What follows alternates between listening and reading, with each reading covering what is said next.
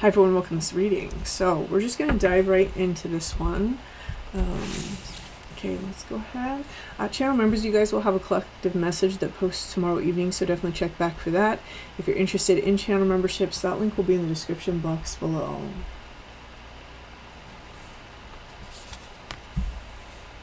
Okay, here, and just take that one for now.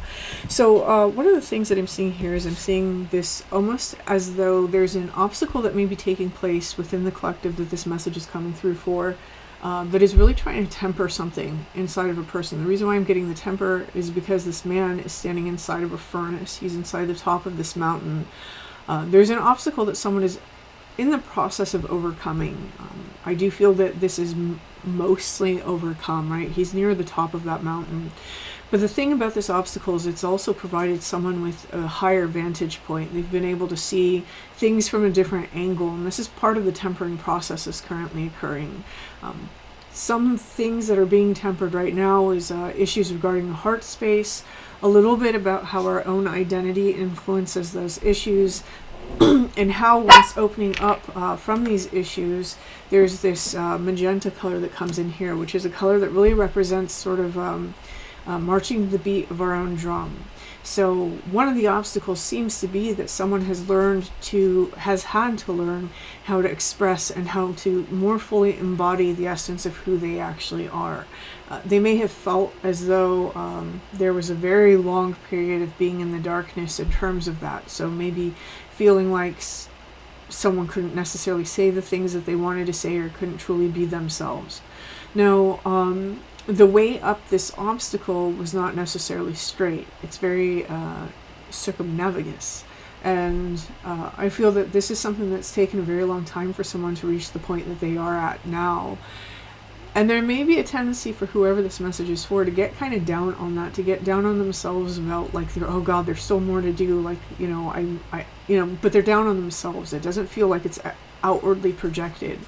And this is kind of a message that seems to be coming through to say good job, because you're nearing the finality of whatever this obstacle is, and you've reaped the rewards of this actual climb, being that higher perspective, being tempered, being able to express these energies and have them work in your life in a healthy way.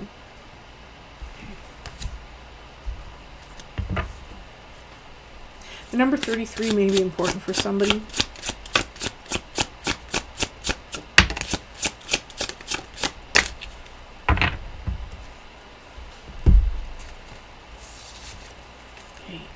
Here with the Knight of Cups, it's interesting because it's kind of interesting because this, okay, so bear with me, hear me out. Those sort of like that wing emblem that's on this horse, this is almost making me think of like My Little Pony from like the 80s. And so there's something about the innocence that we're returning to. So whoever this message is for, it's almost like returning to a place within that is truly innocent, that it's free of that kind of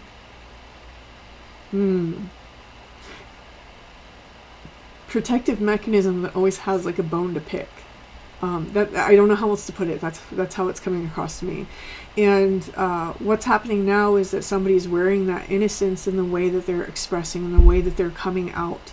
And I'm saying that because if you notice that cup is sitting on the very back of that horse's skull, there's a chakra that's at the base of our skull in the back. And it is the magenta color. It's usually associated with magenta. And so people who tend to be kind of eccentric, they have a lot of magenta inside their auras, or people who are very different, and they're aware that they're really different and they're owning it, right? They tend to have a lot of magenta in their auras. This is kind of what I'm seeing here, is somebody starting to own that energy by going back to the state of personal innocence. There seems to be some attention that's being attracted by that now. We have this crow kind of peeking in to that cup. So there may be spirits, there may be other energies outside of yourself that you're recognizing are getting interested in you now that you're expressing this authenticity. This may even be in the 3D. I do think that there's a lot of sacrifices that we've had to leave behind in the past in terms of individuals that at one point we really treasured. And this is part of that journey, right? This is usually how this goes. Here what I'm seeing is, I'm seeing that there's this almost like this leaving behind of some sort of veil. I know this is supposed to be the sea, and it's supposed to be this whole image. But for me right now, the way that I'm looking at it, it almost looks like a veil that's being pulled off. And so things are becoming a little bit more clear for whoever this message is for. There seems to be this upsurgence of strength, and I do feel that that sort of infinity symbol is important for someone as well as the number 8. There's something about a manifestation that's taking place currently within someone's life as a result of this work that someone has done. This crow is no longer peeking in, it's now sitting very firmly on this lion, right? And that lion could reach up and eat it, but it knows that it's not going to. So I dare say that many of you who this reading resonates for, you understand that by cultivating this type of authenticity that you've in some way made yourself a little intimidating, right? It's intimidating. A lot of people get very intimidated in the face of authenticity, which is why they tend to try to tear authentic people down, or they try to be very fake to them, right? And you may be experiencing that in your life. You may notice that people kind of like placate you a little bit more, and that the people who are just really, no lack of better term, people who want to be shitty, that they're shittier, right? And so this may be something that you're noticing. And one of the things that's taking place, though, is that there was the attention of something that is not afraid of that. They're not afraid of your light, in other words, or your dark, however you resonate. And it seems a little bit like there's something that's unfolding now in the energy. So whether this is an individual inside of your life, or this is the attention of some sort of spirit or a group that you even may have attracted, it's almost like this energy can handle you, right? It can handle you. And I mean that in the best way possible, not like you're some tough thing to handle. It's just that authenticity isn't easy for everyone. It's not easy for everyone to handle. This crow's seen things. That's how it feels. This incoming energy, or this energy that's already here, it's something that has seen things, and it brings bearing messages. I almost heard it like bearing gifts, but it's bringing messages. Interesting. Now it changed on me, and these fish are the things that this crow is bringing to put into that cup. And that kind of brings me back to the Page of Cups, right? It's a new beginning, a new emotional beginning. So there's something here that seems to be starting for the collective that this resonates with. Okay. Yeah, we have the King of Swords on the bottom. King of Swords is my card for spirit. For me, when I see the King of Swords, this is like the energy of those that control air, right? So it's the idea of something that passes between the dimensions and understands the laws of the more mental, intellectual spheres, and the mental plane being a little bit further out and a little bit higher than the emotional layer, which is usually what people consider the astral layer. So, you know, you might hear people talk about like lower astral entities, higher astral entities. This is something in the mental sphere. So when we get into that energy, that really brings me into the sphere of like angelic things or interdimensional beings. And so there's something here that's going on. Again, some of you, this has to do with the spirit. I'm sticking with that storyline because A, it's coming through with the crow. Usually when I pull the crow deck, there's something about that that's going on. But also because it's been coming out inside of the readings, and I do feel that this reading is kind of piggybacking off of previous readings that I've done the last few weeks.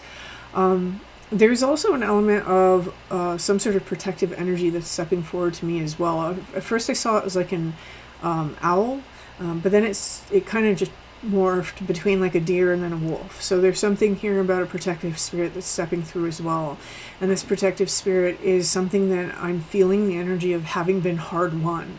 So some of you may be, for example, working with your ancestors, or you may have put in a lot of work just to kind of like connect in to the spiritual plane.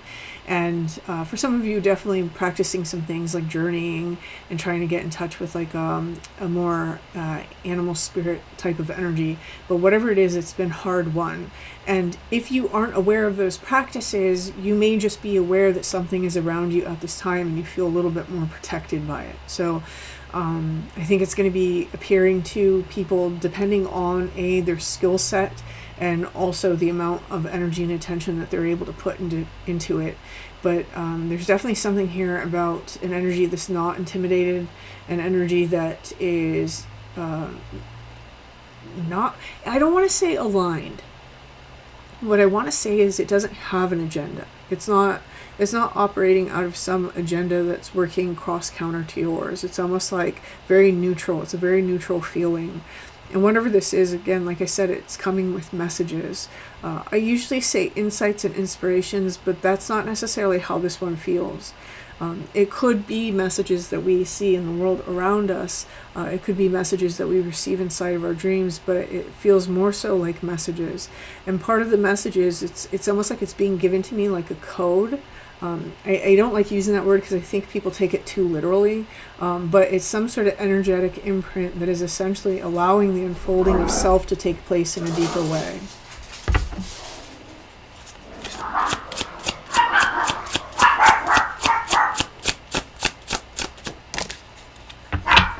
So I'm going to tell you what just happened when they started barking. Off in the distance, I heard, this isn't what they were barking at, but it's how I experienced it. It's like there was a plane, and I could hear the plane going, you know, the way that it does when it's about to land at an airport. And that's when they started barking. I do feel that for some of you, you have incoming energies. And whatever this is that has recently entered your life, or maybe has been here for a few weeks, it feels a little bit like it's an energy, again, whether it's a person or it's a spirit or it's this protective energy I'm feeling. It feels a little bit like its purpose in your life is to stop these incoming energies before they reach you. I don't always get messages like that, but for this one, it feels like whoever this message is for, because of the work that you're doing, because of the authenticity that you're expressing, you may have a lot of people kind of throwing some energy at you, whether it's intentionally or not intentionally. And it feels like whatever this thing is that I'm feeling, its entire purpose inside your life right now is to basically shield you from the impact. Oh, the impact. Interesting. Okay.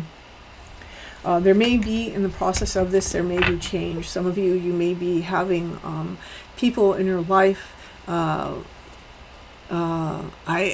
heard it as reach the end of their story. And so some of you may have people passing away at this time, and if that's the case, my condolences. But others of you, you're having relationships that are ending at this time.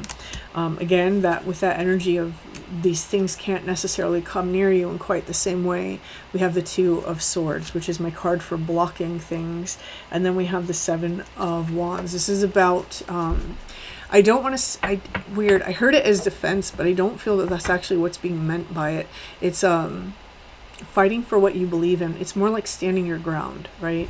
So there's something here about an energy that's helping you to stand your ground as you continue to practice your sense of authenticity. There seems to be incoming energies. There may even be life events that are taking place that kind of really threaten to overwhelm you.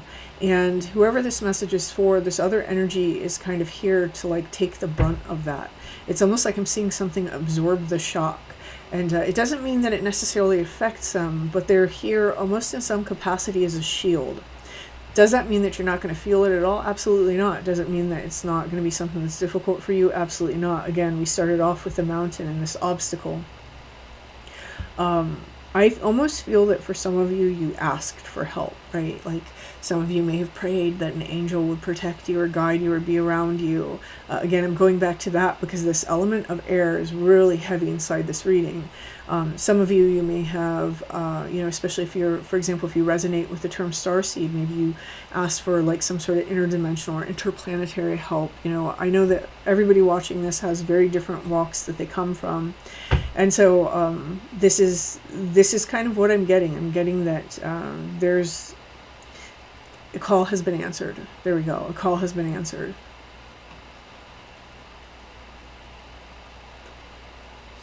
Interesting. All right, let's see. I'm not feeling do I want to say this? Well, I'm going to say this for somebody. I don't really feel this is the theme. For somebody, there's the Seven of Cups. And so the way this is hitting me in context to this reading is that for those of you who do practice magic, maybe you constructed something like a sigil, or it's more than that. It feels a little bit like an entity creation. You may be into that type of work. Okay.